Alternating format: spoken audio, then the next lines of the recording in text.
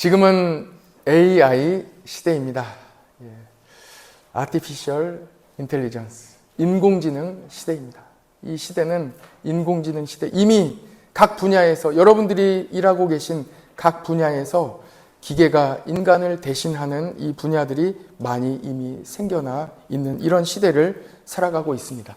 인공지능 시대라는 이 말은 기계가 인간처럼 생각해서 이제는 기계가 인간이 하는 모든 일들을 대체해 나가는 이 시대를 인공지능 시대라고 이야기합니다. 화면을 한번 보시죠. 지금 이미 인공지능 시대는 1950년부터 시작을 해서 계속해서 발전을 해 나가고 있습니다. 한번 화면을 보시면 잘 보이십니까? 네. 여기 보면 그 AI 처음 화면에 돼 있고, 두 번째는 머신러닝, 세 번째는 딥러닝, 이렇게 시대적으로 계속해서 흘러나가는 인공지능의 발전을 이야기하고 있습니다. 다음 사진을 보시면 머신러닝과 딥러닝이 인공지능에 어떻게 관계가 되어 있는지를 잘 나타내고 있습니다. 인공지능 안에 머신러닝이 포함되어 있고, 또 그 안에 딥러닝이 포함되어 있습니다. 그래서 우리 이 시대에 계속해서 이야기하는 이 머신러닝이 뭐냐, 딥러닝이 뭐냐, 이 딥러닝 시대를 지금 살아가고 있는데, 지금 이 시대의 발전 과정을 한번 보시죠. 다음 사진 보시면 얼마나 발전을 했냐면, 이 딥러닝 기술 같은 경우에는 인간의 이 뇌에서 하나님이 창조하신 뇌에 뉴런이 있어요. 그래서 이 아주 신경 다발이 서로 연결되어 막 이렇게 연결되어 서로 정보를 주고받으며 하나의 결론을 도출해 내는 것에 착안하여 이 딥러닝이 하나의 여러 가지 정보들을 가지고 서로 연합해서 하나의 이제 결론을 도출해 내는 과정을 표로 이렇게 잘 볼 수 있습니다. 보다 복잡하고 보다 입체적인 그런 문제라든지 어떤 연산이 필요할 때는 딥러닝 기술을 활용하고 있습니다. 제가 어떻게 이렇게 담대하게 이런 인공지능에 대해서 말할 수 있겠습니까? 지난주에 우리 AI 특강을 들었기 때문이에요. 우리 이철희 집사님이 AI 전문가신데 지난주에 교육 세미나가 있었는데 참여해 보니까 너무 좋아요. 오늘은 우리 강수현 집사님께서 경제 관련돼서 강의를 하시는데, 여러분 놓치지 마시고 꼭 참여하시면 많이 이렇게 정보를 얻을 수 있고 배울 수 있습니다. 다음 사진 한번 보시죠. 이것은 알고리즘에 대한 설명하는 이 그림인데, 알고리즘이라는 것은 어떤 문제를 놓고 순차적으로 이렇게 연산을 해 나가서 결론을 도출해 내는 것을 알고리즘이다, 이렇게 이야기를 합니다. 인공지능 시대가 되었다는 이 말은 인간이 하는 모든 일들이 기계로 대체될 수 있다, 이런 이야기와 같습니다. 그래서 우리가 살아갈 때에 내가 혹은 직장을 잃을까, 또는 내가 일하는 분야가, 또는 내 자녀가 지금 공부하고 있는 이 분야가 기계로 대체되지는 않을까, 이렇게 걱정하는 시대를 살아가고 있습니다. 인공지능 시대에 좋은 점들도 있습니다. 위험한 일, 그렇죠? 어려운 일, 또 하기 싫은 일, 복잡한 일, 이런 또 시간이 많이 걸리는 일, 이런 일들을 기계가 대신해 주는 거예요. 참 좋은 점이고 장점입니다. 그러나 단점도 있습니다. 여러 학자들이 이야기하는 단점으로는 계속 말씀드린 것처럼 기존에 있는 일자리들이 기계가 대신할 수 있기 때문에 현재 일자리가 감소할 수 있다는 점입니다. 그래서 지금도 현재도 여러분들의 각 분야에서 이미 일자리가 줄어든 그런 분야들도 있습니다. 사회적인 불평등이 초래될 수 있습니다. 처음에 우리가 AI를 경험하기 위해서는 초기에 이런 핸드폰이라든지 AI가 들어간, 인공지능이 들어간 컴퓨터라든지 이런 것을 구입해야 되기 때문에 초기 비용이 들어가서 이 일로 인하여 사회적인 경제적인 불평등을 초래할 수도 있습니다. 너무나도 기술이, 정보가 발달되다 보니까 개인의 정보가 노출된다든지 그로 인하여 보안이 취약해진다든지 하는 점들도 단점이 될 수 있습니다. 또는 너무나도 사람들이 이 기술에 의존하게 돼서 기술에 대한 의존성이 높아져서 사람들이 스스로 이렇게 생각하고 스스로 일할 수 있는 능력이 감소할 수도 있다 하는 이런 단점도 제기할 수 있겠습니다. 그러나 저는 오늘 여러분들과 함께 에베소서 4장 본문의 말씀과 6장의 말씀을 통해서 오늘 여러분들과 이 영적으로 이 인공지능 시대에 우리는 어떻게 대비하여야 하고 이 인공지능 시대에 우리가 어려운 점은 우리가 꼭 생각해야 될 점은 무엇인지 함께 나누려고 하는 것입니다. 오늘 나누려고 하는 핵심 말씀은 이것입니다. 성령님께서 하나 되게 하신 것을 인공지능 시대는 나눈다는 거예요. 왜 이렇게 말씀을 나눌 수 있는지 지금부터 잠깐 생각해 보려고 합니다. 여러분들 핸드폰 다 가지고 계시죠? 여러분들이 핸드폰을 보시거나 또는 인터넷을 검색하실 때에 알고리즘이 바로 이 시스템이 작용을 하거든요. 그래서 여러분들이 보시는 이 모든 정보, 신문 기사, 여러분들의 화면에 나타난 모든 것들이 이미 여러분들의 관심사로 가득 채워지게 되어 있습니다. 이미 종교적인 부분, 정치적인 부분, 또 사회적인 부분, 교육적인 부분, 또 가정적인 부분, 여러분들이 또 광고라든지 어떤 쇼핑이라든지 여러 가지 분야에 있어서 나에게 관심 있는 분야가 화면에 나타난다는 거예요. 그래서 나의 어떤 정치적인 성향이라든지 나의 어떤 신앙적인 성향이라든지 이 모든 이 정보가 이미 나와 같은 내가 선호하는 내가 좋아하는 정보들로 가득 채워져 있어요. 그러면 계속해서 이렇게 나의 좋아하는 관심사에 따라서 정보가 노출되게 되면 나중에 어떤 결과가 있겠습니까? 나와 다른 생각을 가지고 있는 사람들의 이 생각을 들었을 때 불편하게 생각하는 거예요. 또는 나와 다른 생각을 가진 사람들의 생각이 매우 불안하고 또 평가를 하게 되는 그런 시대를 우리가 살아갈 수 있다는 것입니다. 여러분 어떻습니까? 예를 들어 한번 생각해 보세요. 농구 영상을 한번 보시면 여러분들이 보시는 모든 정보가 그 화면 안에 농구로 가득 채워지게 된다는 것입니다. 성령님은 우리로 하나 되게 하십니다. 하나 되게 하신다는 것은 성령님께서 우리의 모든 것을 다 똑같이 만들어 주시는 게 아니에요. 이 자리에 모인 우리 모든 성도들도 이 자리에 모인 성도들의 공통점은 딱 한 가지밖에 없습니다. 예수님 믿는 거. 예수님 믿는 거 이외에는 다 달라요. 생김새도 다르고 모든 것, 좋아하는 음식도 다르고 다 다릅니다. 키도 다르고 몸무게도 다르고 뿐만 아니라 우리가 가지고 있는 생각들도 다 다른 것입니다. 그런데 성령님은 우리로 하나 되게 하신다 하고 오늘 성경에 나와 있는 거예요. 어떻게 성령님께서 우리로 전혀 다른 사람들, 모든 생각이 다 다른 사람들로 하여금 하나 되게 하시느냐?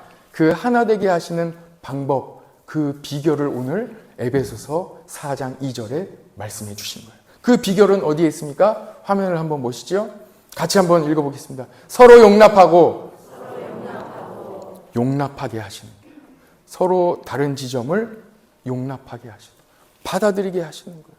이 시대, 인공지능 시대에는 서로 다른 것을 봤을 때 벌써 불편한 거예요.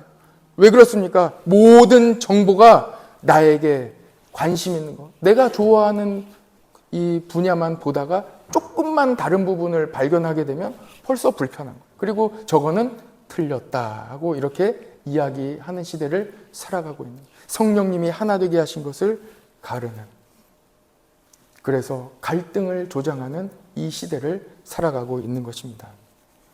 성령님은 우리가 서로 다른 것을 용납하게 하십니다. 우리 교회는 성령님으로 하나 되었습니다. 이미 하나 되어 있습니다. 이럴 때 보통 목사님들은 찬양대를 예로 듭니다. 오해하지 마시기 바라요.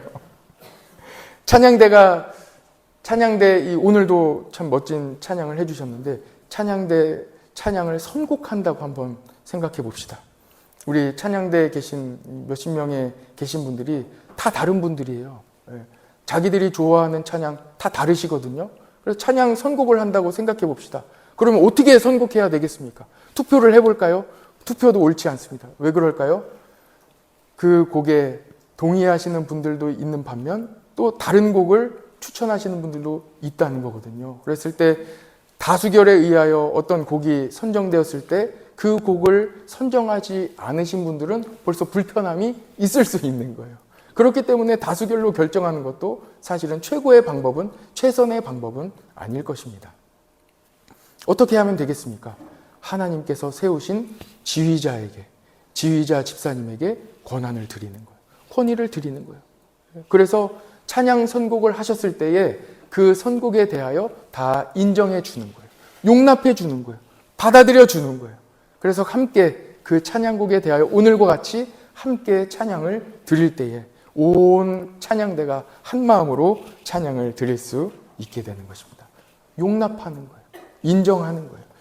찬양, 우리 지휘자님이 선정하신 찬양을 인정하고 용납하는 것입니다.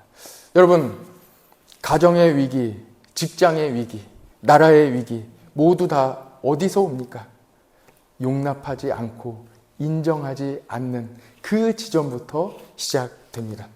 계란 후라이 한번 해보세요, 여러분. 여기 계신 분들에게 제가 계란 다 하나씩 나눠드리면서 후라이 한번 해보세요 하면은 자신만의 레시피를 가지고 최고의 방법을, 이것이 목사님 제일 맛있는 후라이 방법입니다 하면서 어떤 분은 맛소금을 넣으시는 분도 있고 어떤 분은 붉은 소금을 넣어야 됩니다. 어떤 분은 막 이렇게 휘저으면서 또 요리를 하시는 분도 있으실 것이고 또 어떤 분들은 호텔에서 드신 대로 이것이 목사님 써니 사이드업이라는 건데 알고는 계십니까 하면서 이렇게, 어떤 분들은 뚜껑을 덮고 하시는 분도 있고 여는 분도 있고 어떤 분들은 초를 재시면서 정확하게 이렇게 하시는 분도 있고 대충 하시는 분도 있고 아주 자신만의 레시피를 가지고 계란 후라이를 할 거예요. 그만큼 다 다른 그런 시대를 살아가고 있다는 것입니다. 그러나 성령님은 서로 다른 우리를 성령으로 하나 되게 하십니다. 이것이 바로 성령님의 능력이고 이것이 바로 하나님께서 우리에게 주신 성령님의 능력입니다. 우리는 성령님으로 하나 되는 것입니다. 이 시대는 인공지능 시대라고 말씀을 드렸습니다. 지난주 인공지능에 대한 이 강의를 마친 후에 참여하신 모든 분들이 질의응답하는 시간을 가졌습니다. 그때 질의응답 내용이 이거예요. 다음 세대, 다음 시대, 이제 인공지능 시대, 그 다음 시대가 되는데 이 시대는 어떻게 되겠습니까? 불안한 거예요. 다음 세대 우리 자녀들의 일자리는 어떻게 되겠습니까? 지금 교육받고 있는 이 교육 방식이 맞습니까?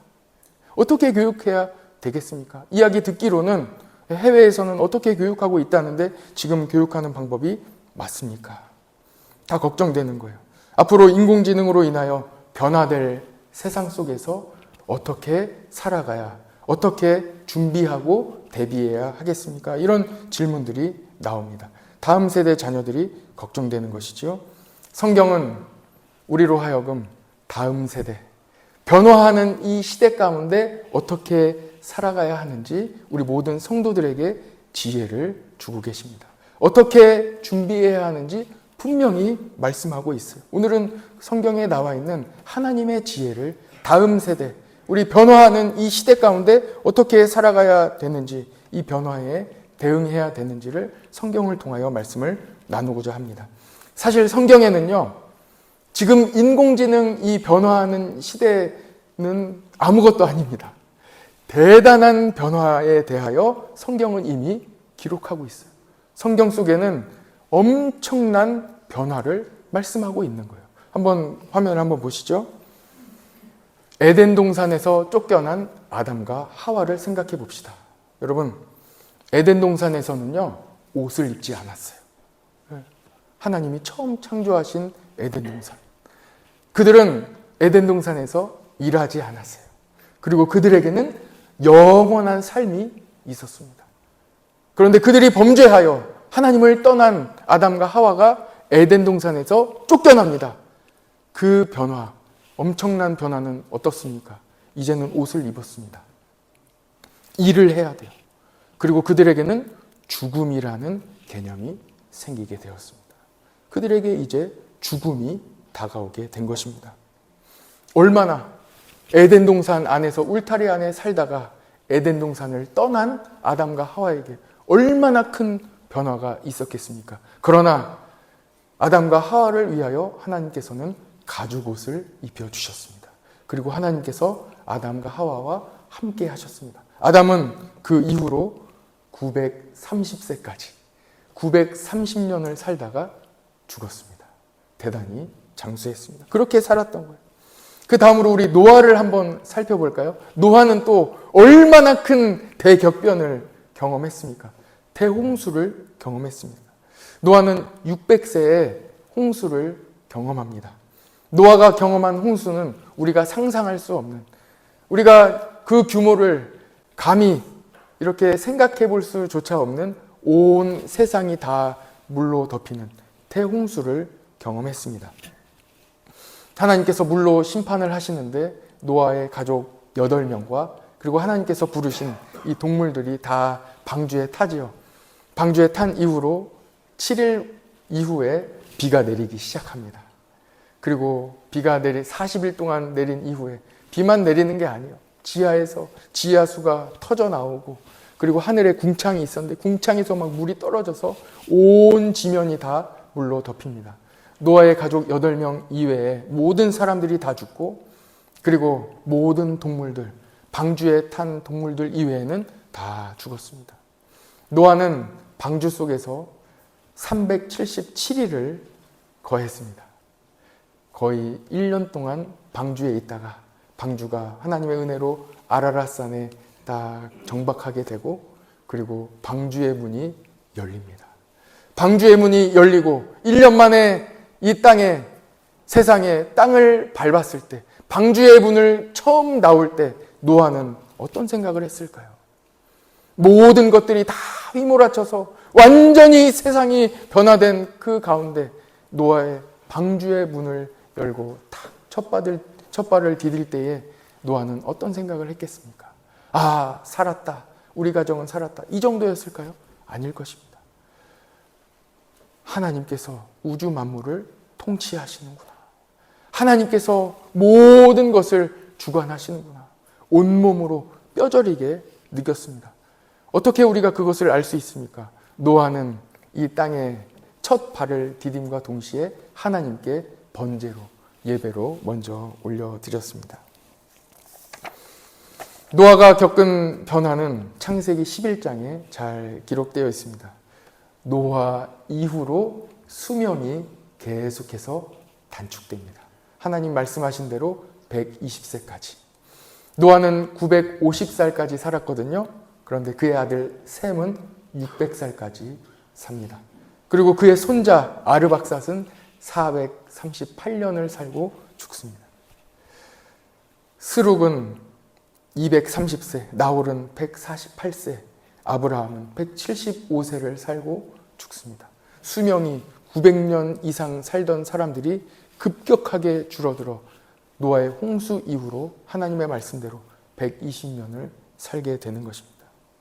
여러분, 지금 사람들에게 10년이나 20년을 더 살 수 있다. 수명을 연장해주고 더 살 수 있다. 10년, 20년만 더 살 수 있다고 해도 많은 사람들이 어떤 일이든 다 할 것입니다. 무슨 수단과 방법을 동원해서 10년, 20년을 더 살고 싶어 할 것입니다. 그런데 노아는 계속해서 줄어드는 수명의 변화를 경험한 세대였습니다. 요셉은 또 어떻습니까? 요셉이 경험한 변화는 어떻습니까? 신분이 변화되는 거예요. 사랑받는 아들에서 노예로, 그리고 죄수로, 총리로 완전히 그의 신분이 변화됩니다. 고대 사회는 여러분 잘 아시듯이 신분은 절대 변화될 수 없는 사회가 고대 사회입니다. 노예로 전락한 요셉이 꿈꿀 수 있었겠습니까? 그 당시 노예들이 꿈을 가지고 소망을 가지고 살아갈 수 있었겠습니까? 그러나 요셉은 꿈을 가졌습니다. 하나님이 주신 그 꿈을 결코 잃지 않았습니다. 끝까지 하나님이 나와 함께 하심을 믿고 살아갔을 때 그는 하나님이 주신 그 꿈을 이루어가는 하나님의 놀라운 은혜를 경험하게 되는 것입니다. 다니엘은 또 어떻습니까? 제국이 변화되는 거예요. 완전히 바벨론에서 바사, 페르시아로 제국이 변화됩니다. 그는 총리였습니다. 총리는 제국이 변화되면 당연히 숙청당합니다. 목숨을 살 수가 없어요. 그런데 하나님의 은혜로 다니엘은 살게 됩니다. 끝까지 살게 되고 뿐만 아니라 하나님께서 높이 들어 사용하시는 다니엘이 되는 것입니다. 다니엘에게는 그 비결이 있었습니다. 모든 이 큰 변화, 제국이 변화되는 이 변화 가운데에서도 끝까지 살아남을 수 있는 이 비결이 있었는데, 그 비결은 다니엘 6장 10절에 나옵니다.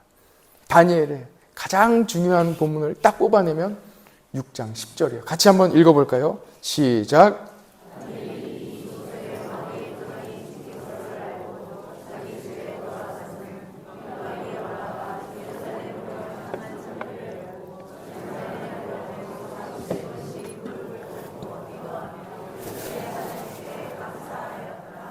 아멘.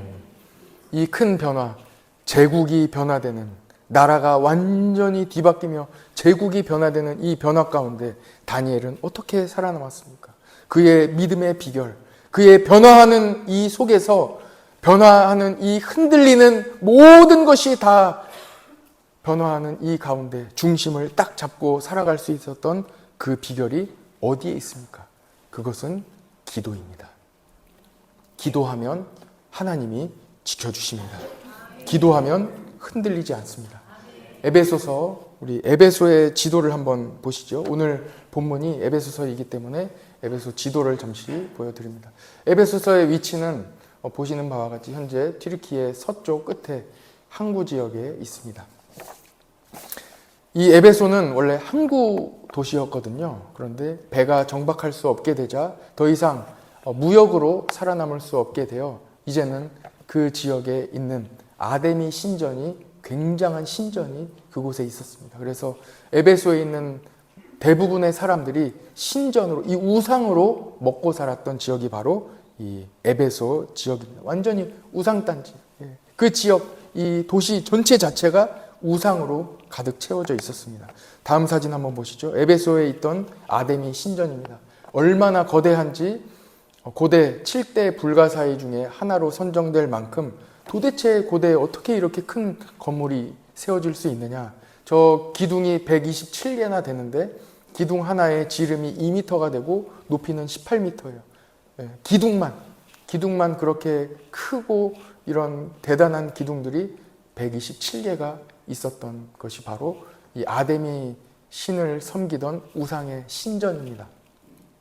모든 사람들이 이 신전을 중심으로 살았는데, 보시는 이거는 상상도거든요. 복원했을 때 이랬을 것이다 하고 학자들이 만들어 놓은 건데, 이 신전 앞에 보면 광장이 있죠. 이 광장의 규모가 얼마나 큰지 5만 명이 동시에 자리할 수 있을 만큼의 이 광장의 크기가 저기 앞에 있습니다. 에베소 지역의 많은 대부분의 사람들이 이 신전을 중심으로 우상을 통해 돈을 벌어먹고 살았습니다. 가이드를 하고요. 그리고 숙박업, 그리고 요식업, 그리고 이 여러 가지 이런 일들을, 유흥업소들을 하면서 그들은 살았습니다. 많은 이런 자영업자들, 또 우상의 이 모형을 팔아 또 살아가는 사람들이 많이 있었습니다. 이 배경에 대하여 사도행전 19장에 잘 기록되어 있지요. 사도 바울이 3차 선교 여행 중에 에베소를 다시 방문하게 되는데, 그때 복음을 전하자 많은 사람들이 우상을 떠나 이제 복음을 받아들이고 예수님을 섬기며 교회에 나오는 사람들이 되니까 더 이상 이 우상 장사가 안 되는 거예요. 그래서 우상 장사를 하던 이 자영업자 사장님이 사도 바울을 고발합니다. 그래서 그 고발에서 이렇게 진행되는 상황에 대하여 사도행전 19장에도 이렇게 기록되어 있습니다. 다음 사진을 한번 보시죠. 현재 아데미 신전이 있는 그 터를, 약간 이렇게 기둥을 보완해 놓은 사진을 보고 있습니다. 이 사진들은 지난 주중 새벽기도 때 이미 보여드렸지만 또 참여하지 않으신 분들을 위해서 다시 한번 보여드립니다. 이렇게 우상으로 가득한 에베소 도시에 복음이 전해지는 거예요. 에베소 교회가 세워지는 거예요. 그리고 이 에베소 교회에 하나님께서 말씀해 주시는 거예요. 이 우상으로 가득한 지역에서 믿음으로, 복음으로 어떻게 살아낼 수 있겠느냐? 결론적인 말씀이 에베소서 6장에 나오는 거예요. 그 결론의 말씀을 같이 한번 보시죠. 오늘 본문의 말씀이기도 한데요. 에베소서 6장 18절 말씀이요. 같이 한번 읽어봅시다. 화면에 나와 있습니다. 시작. 모든 기도와 간구를 하되 항상 성령 안에서 기도하고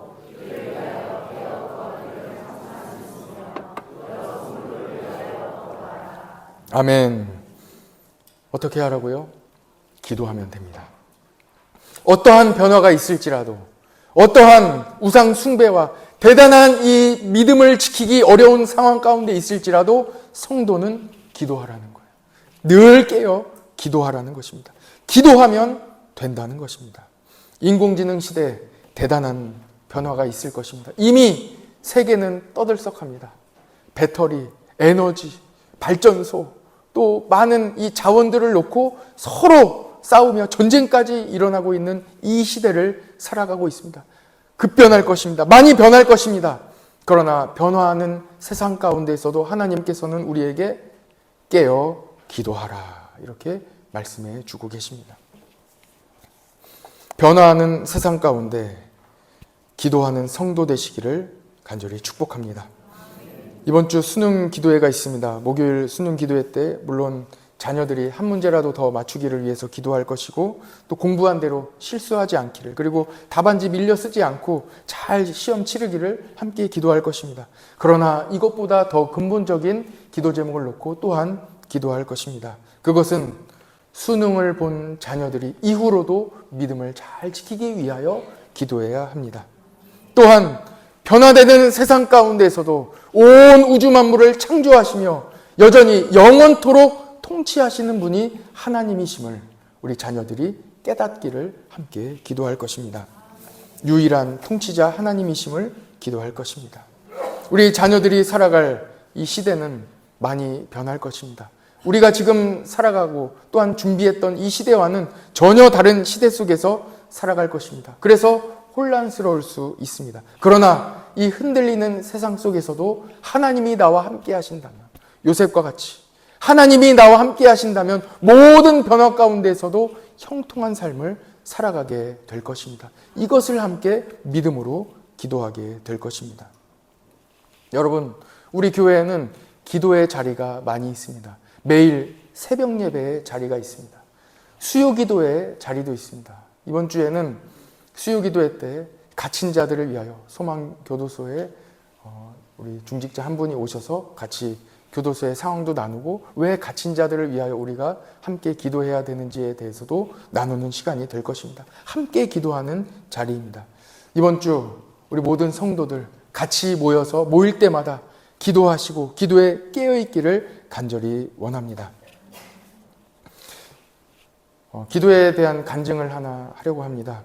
몇 주 전 저녁 찬양 예배 때 문화선교학교 발표회가 있었거든요. 그때 저도 첼로 연주로 같이 참여를 했습니다. 제가 기도하여 은혜로 잘 감당했다는 간증이 아닙니다. 얼마나 힘들었는지, 오히려 저는 여러 번 포기하려고 기도를 많이 했습니다.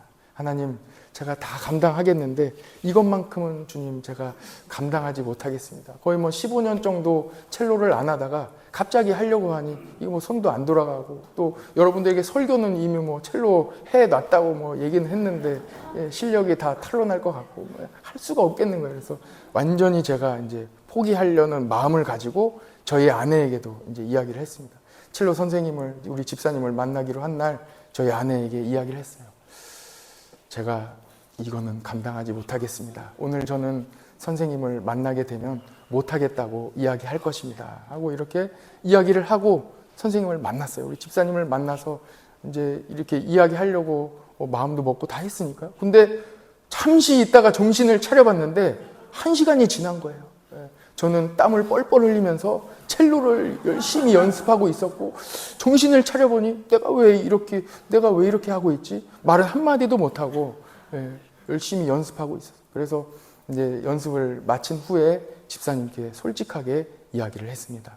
집사님, 선생님, 제가 사실은 오늘 만나게 되면 못하겠다, 나는 포기하겠다라고 이야기하려고 기도도 하고 그렇게 결정하고 왔는데 어느 순간 정신을 차려보니 제가 땀을 뻘뻘 흘리며 이렇게 연습하고 있었습니다. 이거 어떻게 된 일인지 저는 잘 알지 못합니다. 어떻게 된 일입니까? 하고 이렇게 이야기를 했더니 우리 선생님께서 이야기하시는 거예요. 목사님, 저는 눈물로 기도했습니다. 그러시는 거예요. 하나님은 눈물로 기도하는 사람의 기도를 들어주시는 거예요. 우리 목사님 딱 보니 포기할 것 같은데 눈물로 기도하지 않고는 같이 감당할 수가 없으니 하나님 제발 도와달라고 기도했던 거예요. 그러니까 제가 지금 무슨 이 상황인지 모르고 어느 순간 연주를 하고 연습을 하고 있었던 것입니다. 여러분, 기도하십시오. 눈물로 기도하십시오. 눈물로 간절히 기도하는 자에게 반드시 응답해 주십니다. 인간관계가 어렵습니까? 모든 어떤 어려움이 있습니까? 기도하십시오. 눈물로 기도하십시오. 하나님께서 놀랍게 역사해 주십니다. 예레미야 33장 3절에 이렇게 말씀하시죠. 너는 내게 부르짖으라. 내가 내게 응답하겠고 내가 알지 못하는 크고 은밀한 일을 내게 보이리라. 여러분, 다음 세대, 인공지능 시대 우리가 예측할 수 있습니까? 예측할 수 없습니다. 그러나 기도하는 자에게는 알려주시는 거예요. 기도하는 자에게는 길을 열어주시는 거예요. 여러분, 예수님 믿어 좋은 점이 무엇입니까? 예수님 믿는 자에게 능력이 있다는 거예요. 능력이 있다는 거예요. 이거 말고 어떤 좋은 점이 뭐가 있습니까? 기도하는 자에게 능력이 있습니다. 예수님은 우리에게 기도를 가르쳐 주셨어요. 다른 것 말고 기도하라고 기도를 가르쳐 주셨습니다. 예수님이 가르쳐 주신 기도가 바로 주기도문입니다. 너희는 이렇게 기도하라. 주기도문을 알려주시지 않았습니까? 그리고 예수님은 우리에게 능력을 주시며 예수님의 이름을 주셨습니다. 요한복음 14장 13절 14절에 이렇게 말씀하고 있는 거예요. 너희가 내 이름으로 무엇이든지 구하면 내가 행하리라. 구하라. 기도해라. 내 이름으로 기도하라고 예수님께서 우리에게 말씀해 주십니다. 내 이름으로 무엇이든지 구하면 내가 행하리라. 할렐루야. 구하시기 바랍니다. 예수님은 우리에게 예수님의 이름으로 기도할 수 있도록 그 이름을 주셨습니다. 예수님은 십자가에 달리시기 전에 겟세마네 동산에서 마지막까지 기도하셨어요. 마지막까지 기도하신 거예요. 그때 기도하지 못하던 이 제자들을 두고 이렇게 말씀하시지요. 너희가 나와 함께 1시간도 이렇게 깨어 기도할 수 없더냐? 시험에 들지 않게 기도하라. 이렇게 말씀하십니다. 또한 마태복음 24장 25장에는 마지막 때에 대하여, 지금은 마지막 때 아닙니까? 모든 곳에 전쟁이 일어나고 기아가 있고 기후가 변화하고 이 마지막 때를 살아갈 때에 예수님께서 이 마지막 때를 살아갈 때 마지막에 무엇을 하라고 말씀해 주셨습니까? 너희는 깨어 기도하라 말씀하십니다. 기도할 때예요. 불안해하지 말고 앞으로 무슨 일이 일어날지 걱정하지 말고 기도하라는 것입니다. 그런즉 깨어 있으라. 너희는 그 날과 그 때를 알지 못하느니라. 이렇게 말씀해 주셨습니다. 여러분, 저는 초등학교 2학년 때 갑자기 어느 날 저녁 식사를 때가 거의 다 됐는데 아버지께서 갑자기 복통을 호소하시며 병원에 실려가셨어요. 어머니와 아버지는 병원에 갔어요. 그때 외할머니가 식사를 차려주셨는데 외할머니, 제 여동생, 저 이렇게 셋이 식탁에 앉아서 밥상 앞에 앉아서 있는데 할머니께서 저에게 기도를 시키셨어요. 네가 기도해라. 그래서 제가 기도했어요. 기도하는데 하나님, 그 2학년짜리가 뭘 알아요? 초등학교 2학년짜리가. 그러니까 아버지는 실려갔고 하나님, 지금 아버지가 배가 아파서 실려갔는데 하나님 도와주세요. 오늘 저녁은 저와 제 여동생과 그리고 할머니 이렇게 셋이 밥을 먹는데 내일 저녁은 아버지, 어머니 다 같이 밥 먹게 해주세요. 이렇게 기도했어요. 어떻게 됐겠습니까? 다음 날 아버지가 퇴원하여 저녁 식사는 같이 먹었습니다. 뭘 알고 기도한 게 아니에요. 모르고 기도했어요. 여러분, 이 시대는 어떻습니까? 너무 많이 알아서 기도하지 못하는 거예요. 너무 전문가이기 때문에 각 분야에 인공지능 시대에 물어보면 바로 답이 다 나오기 때문에 내가 의사가 아니어도 내가 약사가 아니어도 자기가 다 판단해가지고 내가 좋은 것 다 찾아먹고 내가 다 아는 척하면서 다 이렇게 지내는 시대를 살아가고 있다는, 너무나 다 아는 시대, 다 아는 척하는 시대예요. 그러나 여러분 압니까? 모르는 거예요. 우리가 기도할 때에도 하나님은 모든 것을 다 뛰어넘어 하나님께서 역사하시고 능력으로 살려주시고 치료해 주시기를 원하시는데 내가 기도할 때에 내가 이미 알기 때문에 하나님, 이거는 안 되는 거 알아요. 하나님, 이 부분은 제가 지식적으로 알고 있습니다. 하나님, 제가 이거는 인문학적으로, 이거는 교훈적으로 알고 있습니다. 하나님, 이거는 안 될 거 알고 있습니다. 하고 빼놓고 기도하기 때문에 안 되는 것입니다. 여러분, 하나님 앞에 겸손하시기를 바랍니다. 지난주까지 차량을 이용할 우리 교회학교 학생들의 이용자 조사를 했어요. 그랬더니 10명의 학생이 탑승하겠다고 이렇게 신청을 한 거예요. 그 중에 한 가정이 있어요. 개인정보기 때문에 이름은 이야기하지 않겠습니다. 초등부의 한 오빠가 유년부의 여동생을 데리고 손잡고 교회에 나와요. 그런데 그 친구는 모하엘가 살아요. 그래서 아이들의 걸음으로는 30분이 좋게 넘게 걸릴 것입니다. 그런데 이 오빠가 동생을 데리고 교회에 나와요. 자전거 타고 나와요. 오늘 자전거 타고 나왔을 거예요. 날씨 좋은 날은 자전거 타고 나와요. 그런데 비 오는 날에는요, 버스 타고 나와요. 이 아이들이 왜 교회에 나올까요? 이 아이들은, 어린이들은 기도하는 거예요. 하나님 도와주세요. 예수님 믿으면 복 받는다고 했는데 하나님 도와주세요. 우리 엄마 아빠 예수님 믿게 해주세요. 내 동생 데리고 나왔어요. 하나님 은혜 주세요. 하고 기도하는 거예요. 우리가 아이들을 차량으로 데려올 이유가 어디에 있습니까? 이 한 아이 때문에라도 차량 운행을 해야 되는 거예요. 얼마나 귀합니까? 우리는 얼마나 다 많이 알고 지내고 있습니까? 그러나 초등학교 아이들은 믿음으로 기도하며 하나님이 도와주시기를 기도하며 나아가는 것입니다. 여러분, 인공지능 시대, 모든 것이 딥러닝에 의해서 모든 판단이 다 컴퓨터가 제대로 할지라도 그것을 뛰어넘으시는 분, 온 우주 만물을 창조하신 분, 뛰어넘어 기도에 응답하시는 분, 그분이 누구십니까? 하나님이 오늘도 우리의 기도를 들어주십니다. 이번 한 주간 믿음으로 기도합시다. 겸손하게 기도합시다. 모든 것을 다 뛰어넘어 응답해 주시는 하나님께 기도로 나아가시기를 축복합니다. 하나님께서 여러분들의 기도에 응답해 주실 것입니다. 기도하겠습니다.